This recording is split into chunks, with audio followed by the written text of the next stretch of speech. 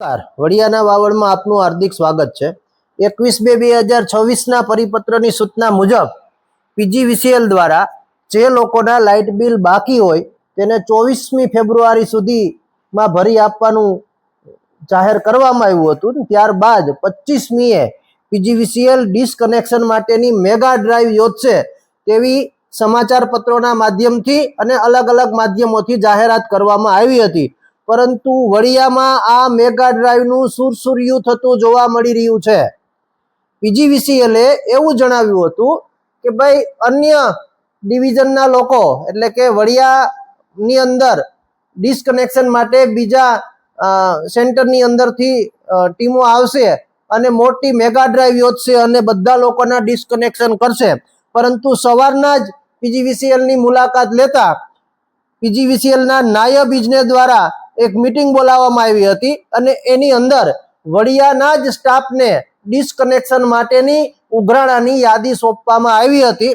જોકે આખો દિવસ પીજીવીસીએલ માટે ખૂબ સારો રહ્યો છે કે વડિયાની અંદર કુલ 200થી પણ વધારે લાઇટ બિલ ભર્યા વગરના કનેક્શન બાકી હતા। વડિયા વિસ્તારમાં વડિયા ડિવિઝનની નીચે આવતા તમામ ગામડાઓને જોડીએ તો એમાંથી કુલ 200થી વધારે લાઇટ બિલ ભર્યા વગરના કનેક્શન બાકી હતા, જેમાંથી 68 કનેક્શનનું કાપવામાં આવ્યા છે એટલે કે એને ડિસ્કનેક્શન કરવામાં આવ્યા છે। જ્યારે બીજા લોકોએ આજની તારીખમાં લાઇટ બિલ ભરી આપ્યું છે, એટલે કે આ લોકો ડિસ્કનેક્શન કરવા ગયા ત્યારે ત્યાંથી જ ઓનલાઈન લાઇટ બિલ ભરી આપ્યું છે।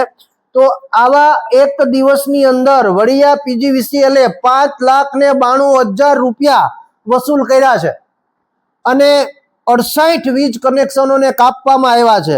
એટલે પીજીવીસીએલે ડિસ્કનેક્શનની ડ્રાઈવના નામે ઉઘરાણા કર્યા હોય તેવું સામે આવતું જોવા મળ્યું છે। અન્ય કોઈ ડિવિઝનની ડ્રાઈવ યોજવાનું સુરસુર્યું થયું, એટલે કે જે મેગા ડ્રાઈવ કરવાની હતી આવી મેગા ડ્રાઈવ કોઈ થઈ નથી। પોતાના માણસો દ્વારા જ પોતાના જ કચેરીના માણસો દ્વારા આ ઉઘરાણા કરવામાં આવ્યા હતા।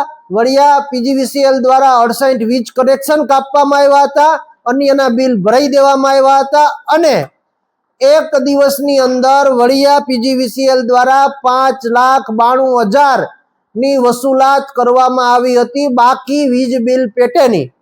ત્યારે પીજીવીસીએલે 21/2/2026ના પરિપત્ર મુજબ જે સૂચનાઓ આપી હતી એ મુજબ એણે માર્ચ એન્ડિંગ હોવાને કારણે બિલના ઉઘરાણા માટેનું એક ચોક્કસ વ્યૂહરચના બનાવી હોય તેવું આના પરથી જાણવા મળી રહ્યું છે।